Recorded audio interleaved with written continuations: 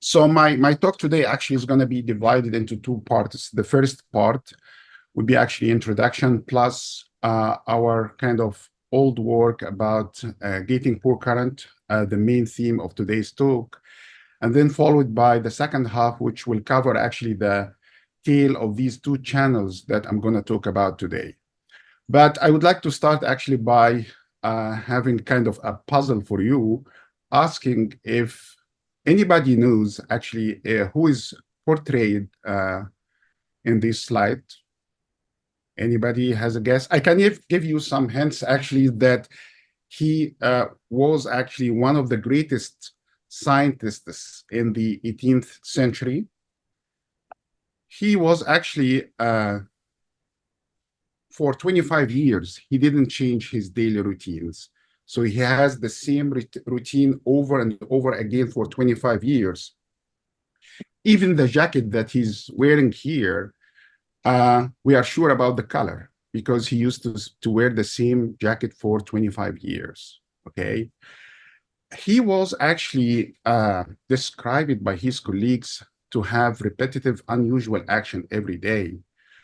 One story is he used to go from his house to the meeting room in another building through the same route every day, except one time that he decided to change this route when he met actually two ladies who started actually to stare at his face, and he didn't like that. So he decided to change the route to the meeting room. He was so sensitive actually to specific sounds like high music sound or dogs barking. One of his colleagues said, don't ever talk directly to him, but try to avoid his eyes. Otherwise, he will leave you. But as I said, his brain was like a calculating engine. And this is also a description of one of his colleagues. All of these symptoms actually drove some modern neurologists like Oliver Sacks to speculate that he was autistic. I'm talking about Henry Cavendish, a polymath from the 18th century, one of the greatest minds. He was a physicist. He was a chemist. He was really one of the greatest minds of that time. The story here is actually, it's not only Henry Cavendish who was actually speculated to be autistic, but many great minds like Isaac Newton, like Tesla, like Einstein, like Paul Dirac, all of them speculated to be autistic based on their behaviors, of course. Nobody actually diagnosed them. But on the other side of the spectrum, some autistic patients actually are described to be or are known to have some intellectual disability. So you have two paradoxical actually phenotype for the same disorder. Another thing is, if you ever met an autistic child, you may actually find him speak like a grown-up. He speaks very fluently. He speaks very good, okay? But you may actually encounter another child who have what is called as echolalia. So he's kind of repeating over and over again the same word, and he has difficulty in speaking. So again, we have two different phenotypes describing the same disease, the same disorder. And that's why actually it is called autism spectrum disorder. But nobody actually knows what are actually the molecular basis of this kind of very wide phenotype of one disorder. So let me actually take the time machine and go back to the beginning of the story of autism in a nutshell, of course, not the details. But the first time actually the word autism was used actually by a Swiss psychiatrist. His name was Eugene Bleuler. And he used it for a completely different thing. He had actually a schizophrenic patient, and he wants actually to describe the symptoms that he noticed that this patient actually was withdrawn into himself. So he used the word autism because the word autism came from autos, which means the self in Greek. So it was kind of description of a schizophrenic patient. So that was the beginning. But later on, and specifically in 1943, American child psychiatrist, his name was Leo Kanner, he studied 11 kids. The children had features of difficulties in social interaction, difficulty in adapting to new routines, sensitivity to stimuli, and also echolalia. So they were repeating words over and over again. But he noticed also that they have very good intellectual potential.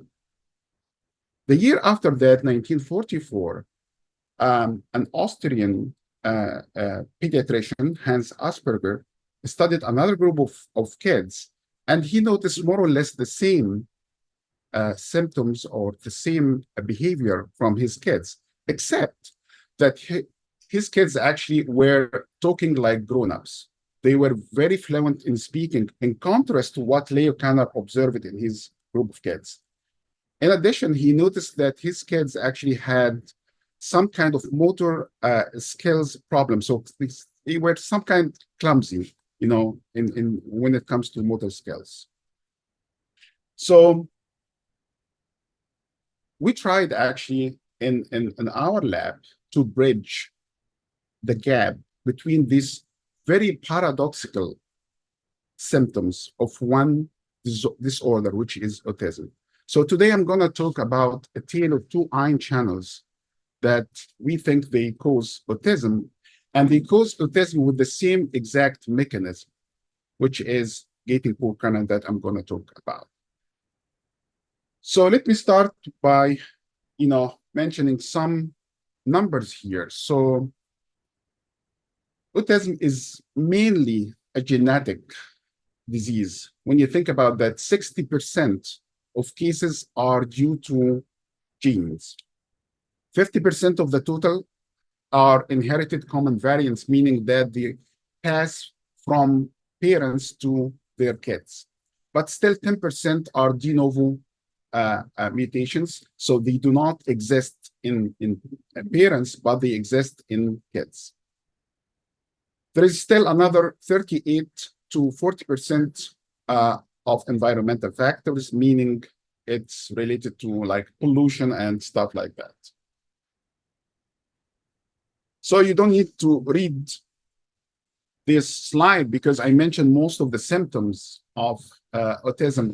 One thing I have to mention here that it has been noticed that some of the symptoms or behavior of autistic behavior start very strong at the age of 2 or 3 in some kids, and it's kind of disappear over time. So when a kid become an adult, these symptoms disappear. And in contrast, sometimes it starts actually little, the child has very little symptoms, and then it escalates over time. And we have actually, we can think about a reason about that. I'm not sure if I have time at the end to kind of delve into this point or not, but if I have time, I will mention that. But up to this moment, more than 1,000 genes, actually not 100, more than 1,000 genes have been implicated in causing autism. Most of these genes actually are clustered at the synapses. So that actually drove, scientists and clinicians to think about autism as abnormal synaptic plasticity disorder.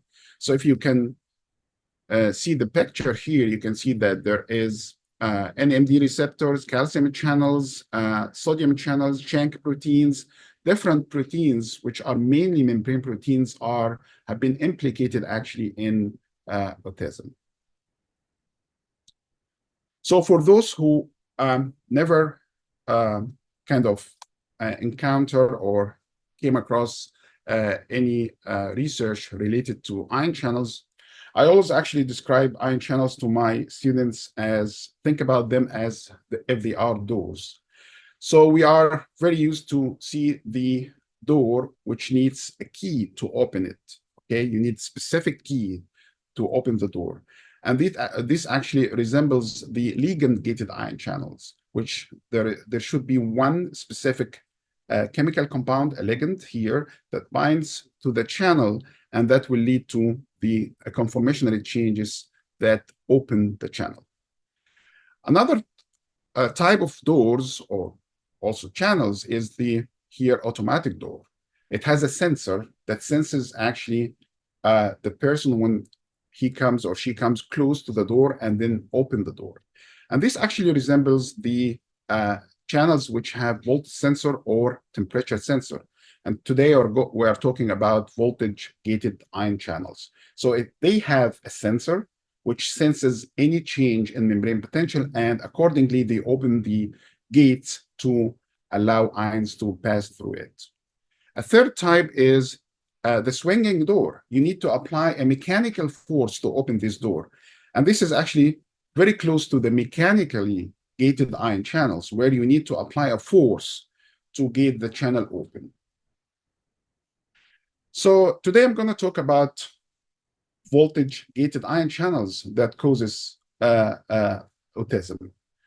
I'll talk specifically about two channels. The first one is the SCN2A gene, which expresses actually the neuronal sodium channel NaV1.2. It's highly implicated in causing autism. As you can see here, this graph shows the strongly implicated de novo mutation that causes autism, and one of them is the sodium channel NaV1.2. Another channel is the KCNQ3. So it's the gene and the channel has the same name, KCNQ3.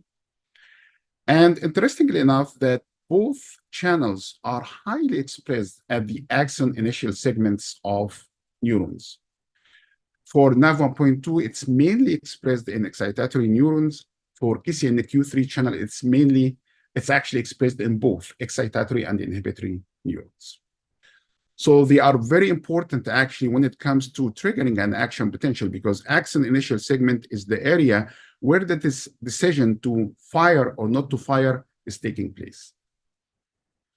So just a brief introduction to voltage-gated ion channels. They are pore-forming membrane proteins whose main function is to transport ions through the cell membrane. No energy is needed to transport ions because ions will pass down their concentration gradient from the area of high concentration to the area of low concentration. For example, sodium, calcium, chloride are highly concentrated outside of the cell, and potassium is highly concentrated inside the cell. So when the respective channel opens, any of these ions actually will go through its channel from the high concentration to the low concentration area. This movement actually is the reason we have bioelectricity in our body. So it's established the membrane resting potential. It initiates and propagate action potential, control gene expression, and muscle contraction. The first channel is NaV1.2. So it is composed of, or actually it's made of a long single polypeptide chain, but it has, I hope you can see my cursor, it has 4 homologous but not identical domains. Each domain has a voltage sensing subdomain or area, which is composed by or formed by these 4 segments, S1, S2, S3, S4. Specifically, S4 is rich in positive charges, arginines or lysines, and they have a pattern. So they are at every 3rd position along the alpha helix or 310 helix of S4. And the S5 and the S6 segments form the pore domain, okay? These homologous domains come together and form a functional channel that conducts sodium from the outside to the inside. In contrast to that, potassium channels, and here specifically you see in the Q3 channels, they come in different flavors. So they are 4 domains, but either homotetramer, so 4 identical domains, or heterotetramer, so domains which are slightly different, actually, if you will, in amino acid sequence. So the KCNQ2-3 channels is the one that produces the M current at the axon initial segment, and it comes in different actually flavors. So sometimes it's mainly KCNQ3, mainly KCNQ2, and this is rare. Most of the time, it's like 2 subunits of KCNQ2 and 2 subunits of KCNQ3. One important feature here in this subfamily of potassium channels that its voltage sensing domain has a very different pattern. So instead having an arginine at every third position here, they have a missing arginine at the third position. So they have R1, R2, and then R3 is glutamine actually, and then R4.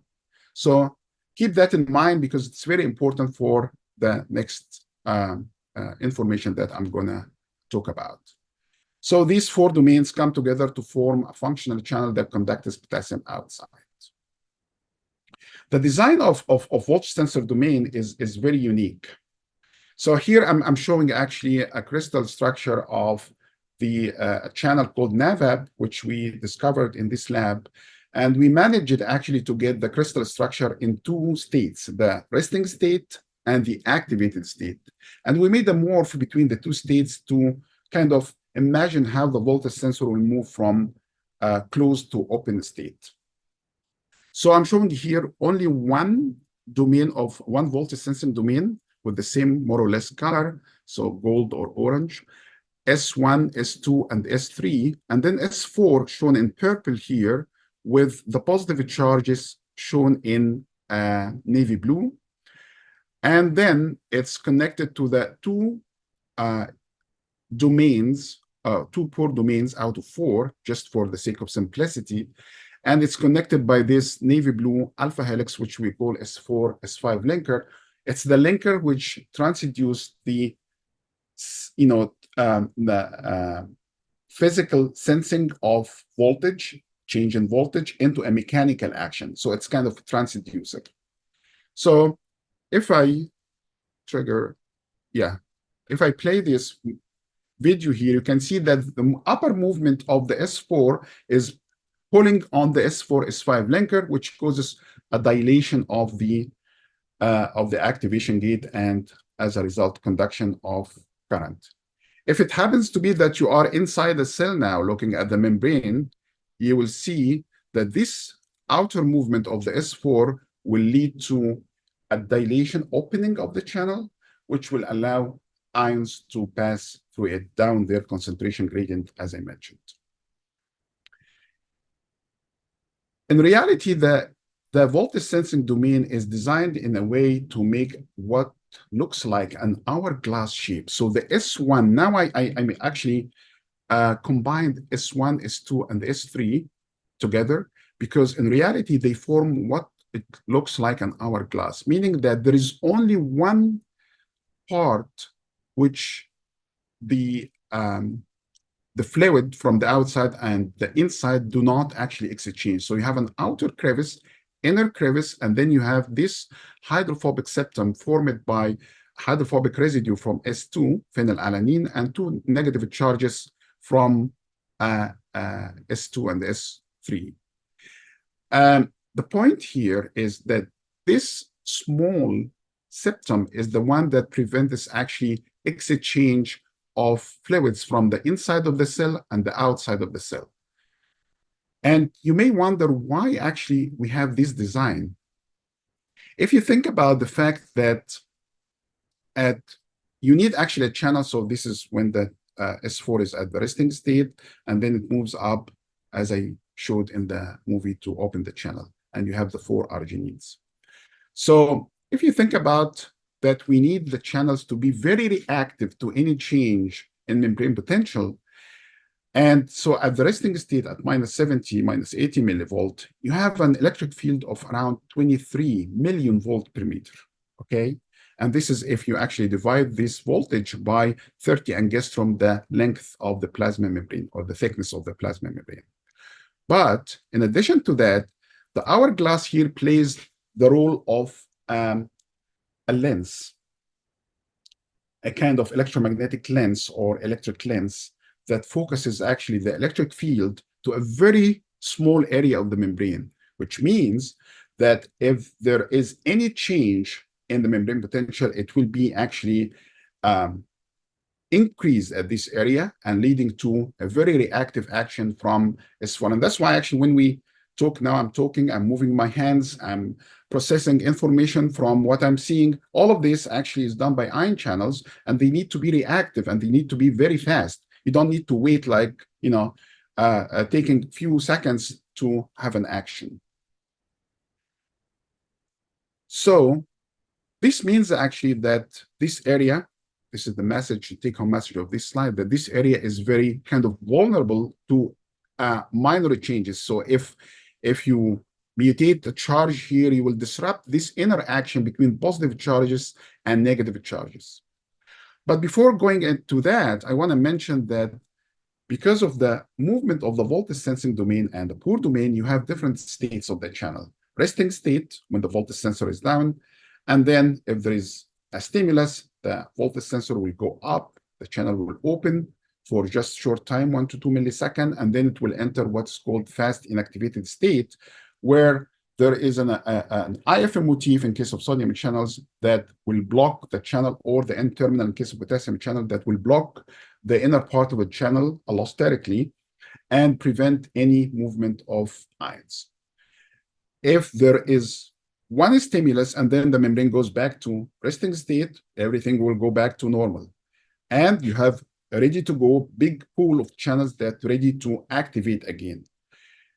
But if there is a prolonged actually depolarization, many stimuli, you will get into slow inactivated state, which is kind of long-lived state that the channel needs much more time and more negative potential in order to bring it back to negative potential. It might happen that the channel visit the fast inactivated state from resting state, but I'm not going to talk about that. But the main point here, that at every single moment, we have channels that are in the resting state, open state, fast inactivated state, slow inactivated state. But it's very important that you have the minimal amount of the ready to go, the primed channels that need to be in the resting state and ready to open. If you don't have that, you will have a problem because you cannot actually give a comment to whatever, if it's a muscle, you cannot actually make this muscle contract. If you are processing some information, you cannot do that. And so on. So you need a minimal amount of channels in the resting state which are ready to be. And this is very important for the impact of gating pore canal that I'm going to talk about. So now it means that also that there is a threshold at which the channels are closed, meaning that voltage sensor are down, the channel is not allowing any ions to pass through it. But when you hit the threshold, the channel will open and conduct ions, sodium, potassium, or calcium, depending on the channel. More than 20 years ago, there was a hot debate in the field. So I presented the movement of S4 as if it's a fact, it's a sliding helix, because this is the consensus that we have today, that it's mostly sliding helix. But 20 years ago, that wasn't actually the case, because Rod McKeon's lab came with a different model called the paddle movement, where he hypothesized that the S4, shown here in orange, S4 segment with S3P segment move in a paddle form from the inside to the outside. You can see that here when the channel activates. And this actually means that most of SO4 or big part of SO4 will be exposed to lipids, okay? In contrast to in contrast to the sliding helix model, where the S4 has to interact with negative charges from neighboring residues. So it's a big different model compared to the sliding helix model. So this actually debate triggered actually thinking about novel experiments. One of those came from Bezenea's lab, and where he said, okay, if the sliding helix is correct, and if we think there is only one short septum, about 5 angstrom in length, that separates the outer crevice from the inner crevice, and which means that R1 interaction with the negative charges is very crucial to keep this septum sealed. Then if I replace this arginine with the histidine, okay, and change the outer membrane pH to very acidic pH 5 and keep the inner one 7.5, then this histidine, when it actually at this position, so occupy the gating canaliculus position, the septum here, it will actually conduct protons via Grott's hopping mechanism. So bringing proton from high concentration of protons outside to the inside. And indeed, he found that, and was the first recording of what we know today as gating pore current, which basically is a leak current that comes from one side of the voltage sensor to the other side of the voltage sensor because of disruption of arginine interactions with the neighboring negative residues. Interestingly enough, this actually current in this state, so gating pore current is a state-dependent phenomenon. So at the resting state, if it's at the resting state, this current will be conducted in a voltage range or voltage domain actually that is not actually supposed to open the channel, because actually this current doesn't go through the canonical pore, it goes through the voltage sensor. Other people actually, Isaac Goff lab and Bill Cadwell lab actually decided to change this histidine to glycine, and they found that you can, instead of bringing proton inside the cell, you can actually conduct cations from the outer side to the inner side. Okay, if you have high concentration of cations outside, they will leak through, because imagine glycine has no sided chain compared to arginine, which has a long sided chain. So you disrupted actually this interaction completely, and you created actually a physical hole that I'm going to show you in the first slides. So you can also show an outward gating pore current if, again, the mutated arginine is occupying the leaking position of the channel, of the voltage sensor. And in this case, it will be conducted actually, for example, with potassium channel, because it conducts outward potassium, it will be in the same direction, but we can detect that either by making a mutation in the canonical pore and block it, or by having a non-permeant ion intracellularly, so we can detect that. Let's imagine you have sodium intracellularly, mainly only, or actually only sodium. What you will detect, it would be actually going through the gating pore and not the canonical one. People talk this further, and that was my work during my PhD, that we found that actually for shaker potassium channel, you need actually double gap. You need two arginines to be mutated to short amino acid to create a gating pore, or to open this hole. So like R0, R1 will conduct current. If you have only R1, you will have very little, R2, sorry, you have very little amount of gating pore current. If you have second and third position, you will have gating pore current again. If you have one single mutation, you may get some gating pore current, but it's very small. A few years ago, actually, we managed to crystallize NavApp, as I said, and here you can see the structure of NavApp up, and down you can see the structure of the voltage sensor sensing domain, showing R1, R2, R3, R4. And you can see here the hydrophobic septum created by the phenylalanine from S2 and negative charges from S2 and S3.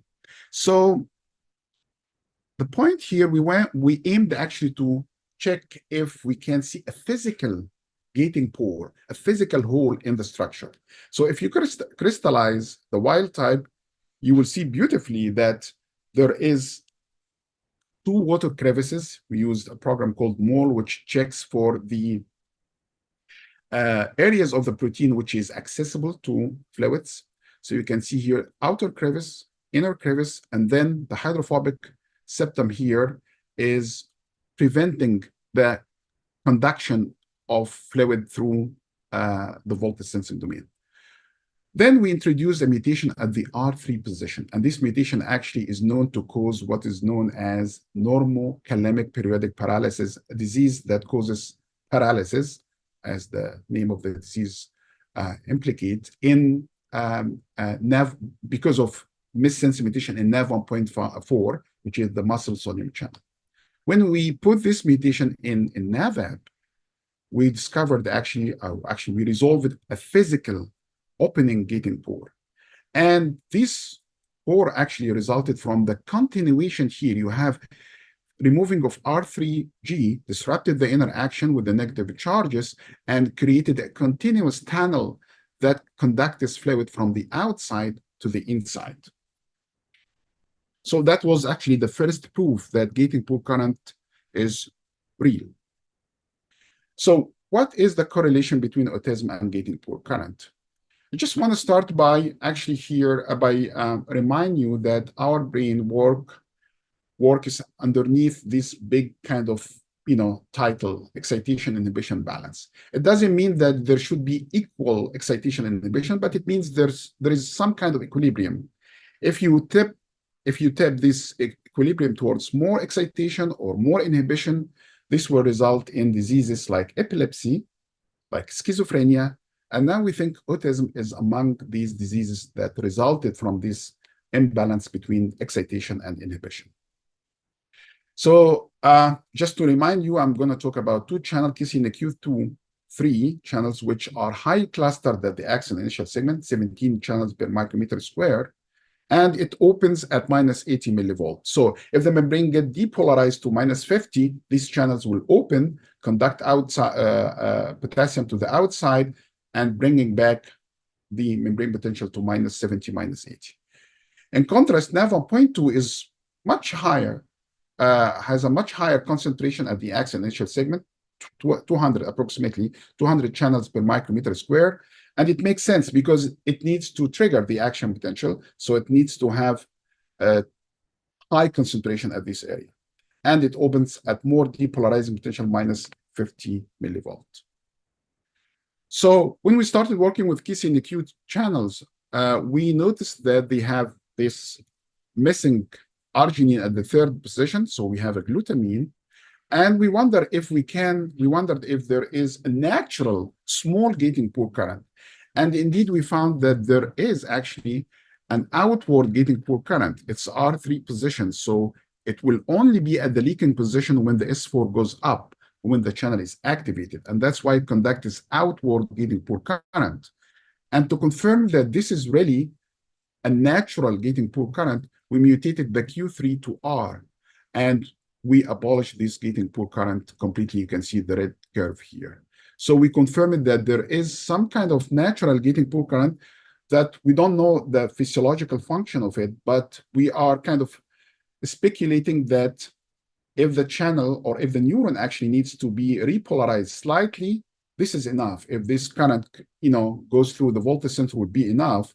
But for further repolarization or strong repolarization of the membrane, you need to open the canonical pore and not only use the leak current.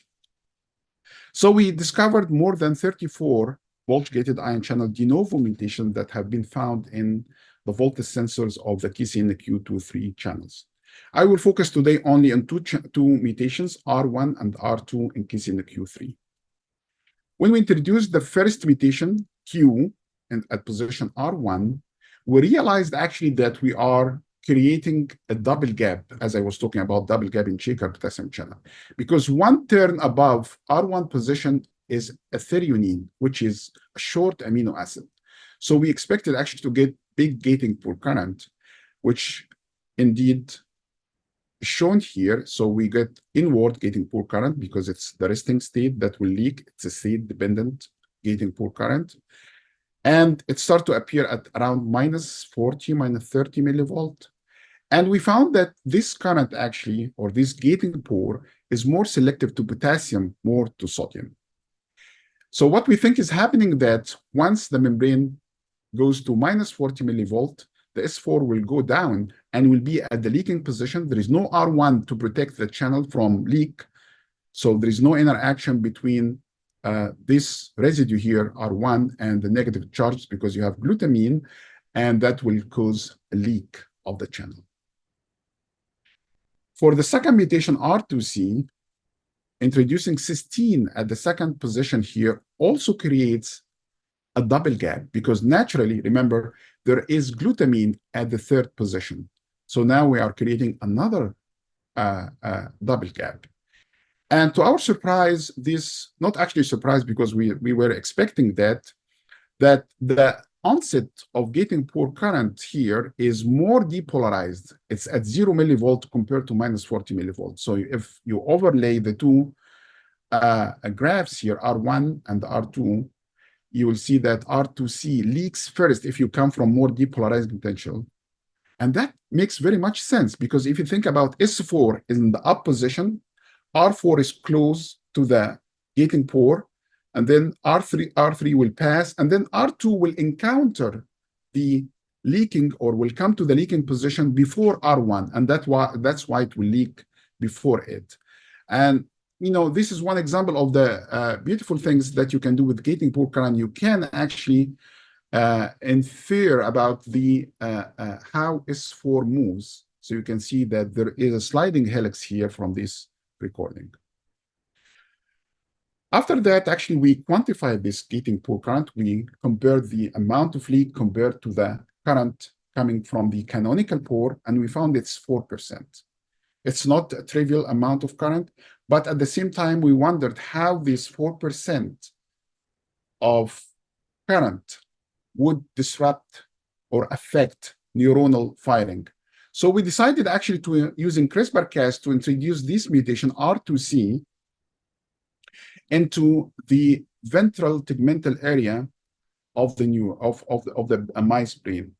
The reason we chose actually this area because it's highly implicated in autism, and it's known that it actually leads to the behavior that we see in some autistic patients, like difficulties in social interaction and adapting to new routines. So we introduced this mutation, and what we found is the following. Any neuron which expresses R2C mutation will show actually a much less firing rate compared to wild type. So these neurons are spontaneously firing, meaning that without injecting current, they will fire, okay? So this is a clear example here, from around 13 neurons that we tested in wild type, 10 of them were firing spontaneously. But when it comes to neurons expressing R2C, we found that even from 20 measured neurons, we found only 2 neurons firing spontaneously. And when they fire actually spontaneously, the firing rate of neurons which has R2C is much less than the wild type neurons, significantly. If you start to inject current actually to test, the correlation between current and frequency of spikes, you will find that wild type actually at the range of 100 picoampere will be plateaued. It will arrive to the maximum firing rate, okay, around 15 here. But in case of the R2C expressing neurons, they barely actually go to 9 spikes per second. So, which means that this mutation deteriorated actually the firing rate or the ability to fire in these neurons.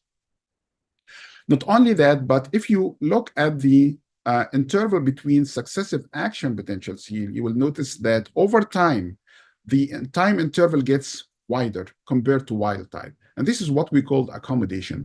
If the neuron can keep up with the firing action potential or not, which is actually indicative that at some point it will cease firing completely. And you can see the significant decline actually in accommodation in R2C neurons compared to wild type here. We also found that there was a disruption or actually change in the width, peak, and the after hyperpolarization potential in R2C neurons compared to wild type.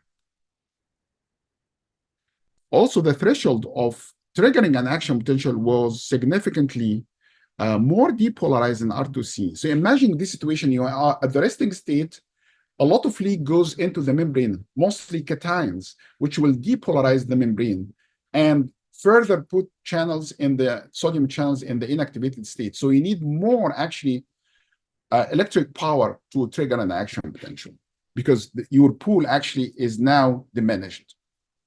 The maximum rise was significantly affected. So you can see that here.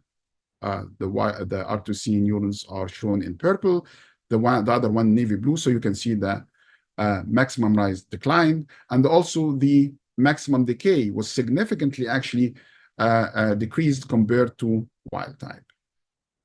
So there was a clear effect of the R2C mutations on the firing rate.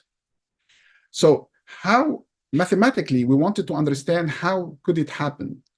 So we know that KCNQ3 channel, when they are fully open, they conduct 150 picosiemens per micrometer square. When they are fully open, meaning that membrane depolarize and then you need to repolarize the membrane. So at approximately 0 millivolts, they are fully open.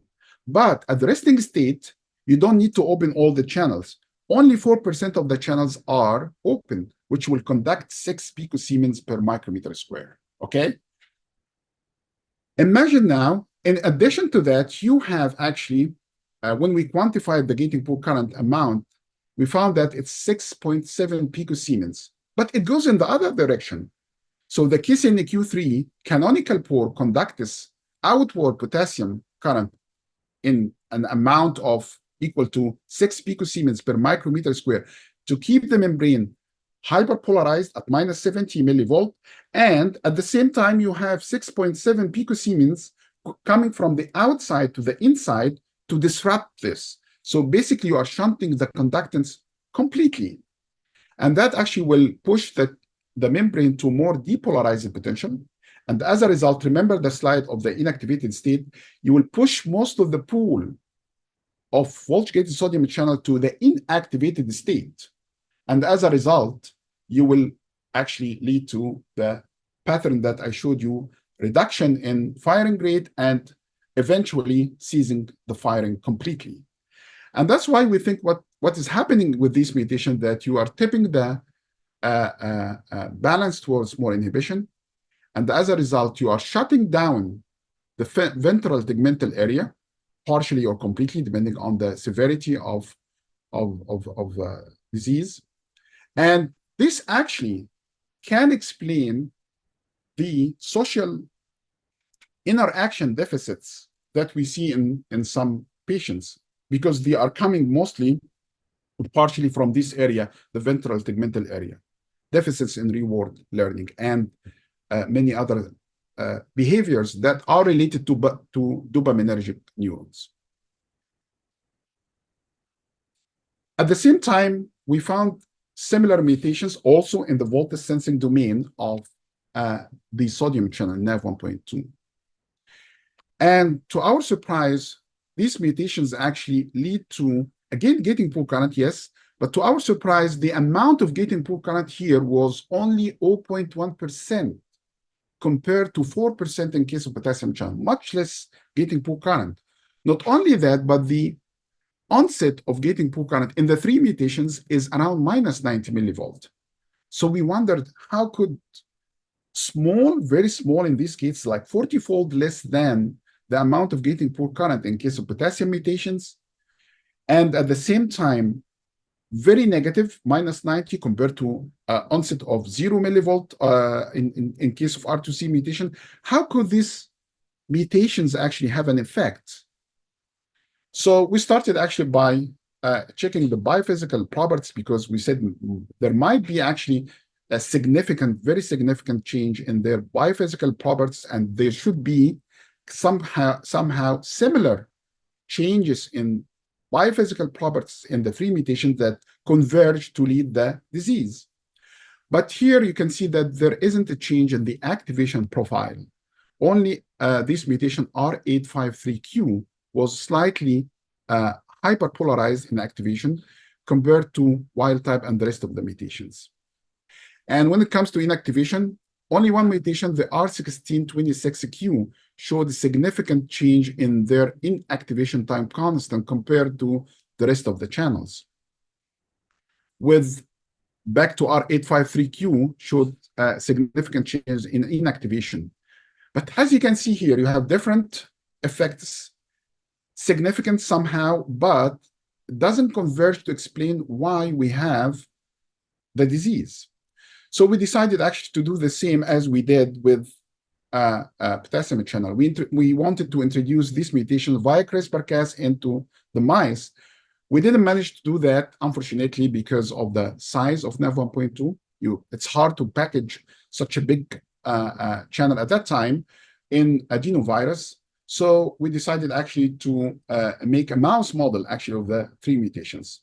But meanwhile, actually, we decided to test these mutations in silico. And it was really astonishing to see that this gating pore current causes hyperexcitability instead of hypoexcitability that we have seen with KCNQ3 mutations. And when we introduced or actually increased the amount of gating pore current, we found it's further actually causes hyperexcitability. And you can see that the firing rate is higher in IGP gating pore current injected neurons compared to wild type. And the inter-spike interval, of course, was shorter in these neurons. So the thing is, how could it be that the same gating pore current that we measured, yes, it's different in amplitude and voltage dependency, but it causes completely different thing. If we go back to the same picture that I showed you a few slides ago, remember we have these 6 picosiemens that keep the membrane at its -70, -80 millivolt. Okay, now we don't have the mutation of KCNQ3, we have the mutation of NaV1.2 that start to show up at -80, -80 millivolt, very negative. And because of the high concentration of sodium channels, the small amount of gating pore current is summed up to be 2.5 picosiemens per micrometer square, going in the other direction from the outside to the inside, while this 6 picosiemens, which keeps the membrane negative, going from the inside to the outside. But the 2.5 picosiemens is not as big as 6, okay? So there is no shunting of conductance in this case. There is kind of disruption of conductance that keeps the membrane at negative potential. So what we think is happening that this potential actually acts or actually has an agonistic effect. It actually pushes the membrane back because it appears at -90 millivolt. It pushes the membrane back to the threshold of triggering an action potential. And that's why it increases the action potential firing rate instead of having an antagonistic effect as in KCNQ3. And we think that actually, in this case, we are tipping the balance towards more excitation. And this actually may explain the hyperactivity. Remember, NaV1.2 is mainly expressed in cortical pyramidal neurons, which is implicated or which is related actually to the repetitive behavior that have been shown in some autistic patients. So if the mutation targets actually NaV1.2, causing hyperexcitability at the level of these neurons, this might explain actually the repetitive behavior that we see in some patients. So because of time, I would like here to end by this slide. You may ask me, Tamer, okay, you mentioned there are 1,000 genes that are implicated in autism. What's the point of adding, I don't know, 30, 40 genes to the repertoire of genes that causes autism? The answer is autism could be druggable for the first time. It's not druggable up to this moment. And we have shown before that guanidinium salts, guanidinium derivatives, guanidinium, by the way, is as big as the size of side chain of arginine residue. So we found that it can block gating pore current, and we showed that actually crystallographically. We can block this leak. So this is the diseased channel, the diseased voltage sensor. If you have guanidinium here, you can block this leak. So unfortunately, it's not specific to this area, so we are working on that right now. But as a proof of principle, you can block the leak, and as a result, you may actually relieve the symptoms of autism in patients who have actually these missense mutations. So in conclusion, I have shown you mutations in S4 segments that causes gating poor current. And we think that we kind of partially solved this paradoxical effect that we see in patients. If the mutation targets KCNQ3 channels and if it's expressed in dopaminergic neurons only, it will have actually an antagonistic effect, causing shutdown of the ventral tegmental area, which is responsible or partially responsible for the social interaction deficits and deficits in reward learning that we see in some autistic patients. If the mutation actually instead targets NaV1.2, which is expressed mainly in cortical pyramidal neurons, causing gating poor current, which will act actually in an agonistic way to bring back the neuron to threshold of firing, causing hyperexcitability at the neuron level that will actually cause repetitive behavior. And we think by discovering that, we think that autism could be druggable for the first time. So at the end, I would like to thank actually Tim Lantin, my undergrad student who participated a lot actually in the first part of the story, including 7 mutations. Chris Toomey also, who did most of the slice electrophysiology in the first story. Ahmed Touhi, who actually did the second work, the second part of the story, the NaV1.2 mutations, and now he's an assistant professor at Mercer University. And actually, I would like to dedicate this talk to my mentor, Bill Catterall, who was my mentor at the beginning as a postdoc and then my collaborator. And I enjoyed very much working with him. He was a great scientist when it comes really to, was a walking encyclopedia. He passed away last February, and I dedicate this talk to him. So thank you very much for your attention. And if you have any questions. Thank you very much. Thanks, Tamer, for a great talk. I think we have, okay, so I think we have a question from Damien Bell. Beautiful structure function studies, Dr. Gamal. Obviously, in similar regions of neurons, there are multiple ion channels, including other NAVs and KCNQs and CAVs, etc. Are these some of the other more than 1,000 genes that you mentioned several times during your talk that are implicated, that are kind of mutated with similar mutations, similar to what you have shown in your work? When it comes to ion channels, the percentage of missense mutations that target voltage-gated ion channels, we don't have a clear number, by the way, because every day you have changes in the database, but we think it's around like 5 to 10%. I don't have an exact number. Okay, cool. I think we have a question from Dr. David Colquhoun. So I don't know if David would like to unmute himself, or Greg. Yes. So David, would you like to go ahead and ask your question? Yes, I was struck by the fact that some of the effects that you show have extreme amounts of scatter in them. I think that many of them would not be so impressive if they were analyzed, for example, by a Bayesian method or even the likelihood ratio approach.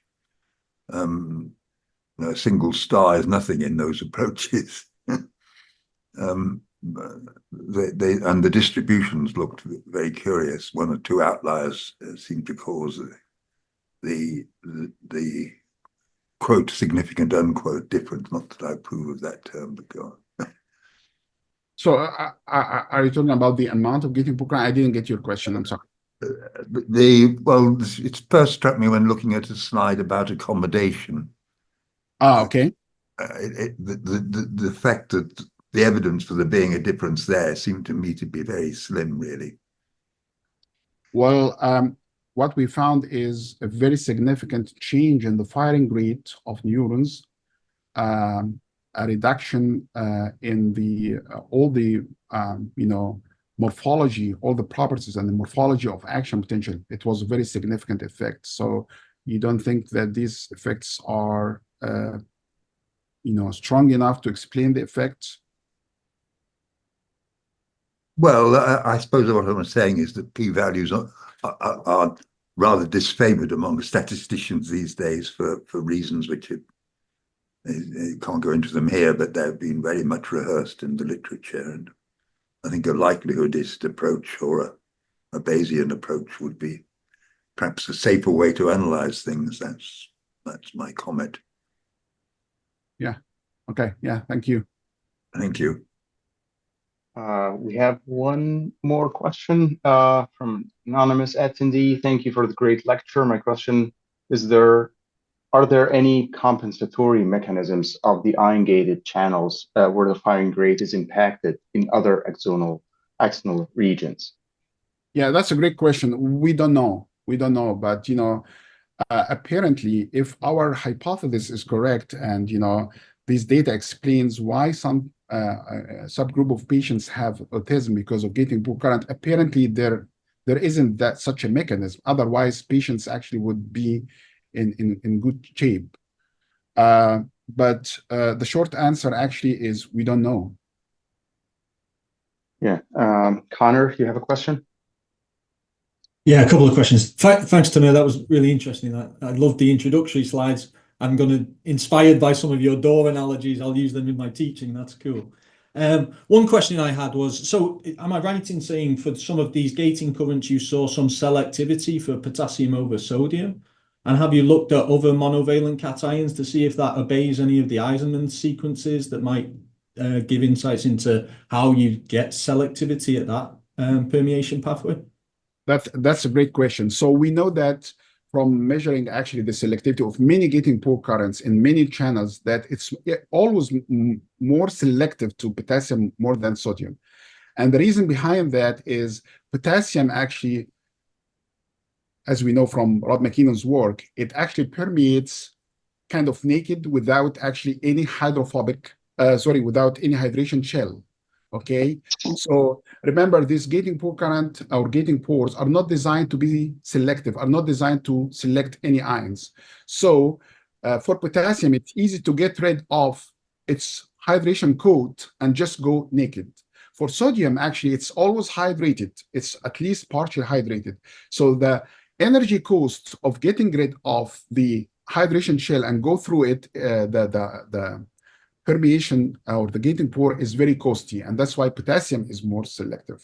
Cesium is also going almost as potassium as selective. So we tested all of those, but we focused actually on the physiological ions like potassium, like sodium.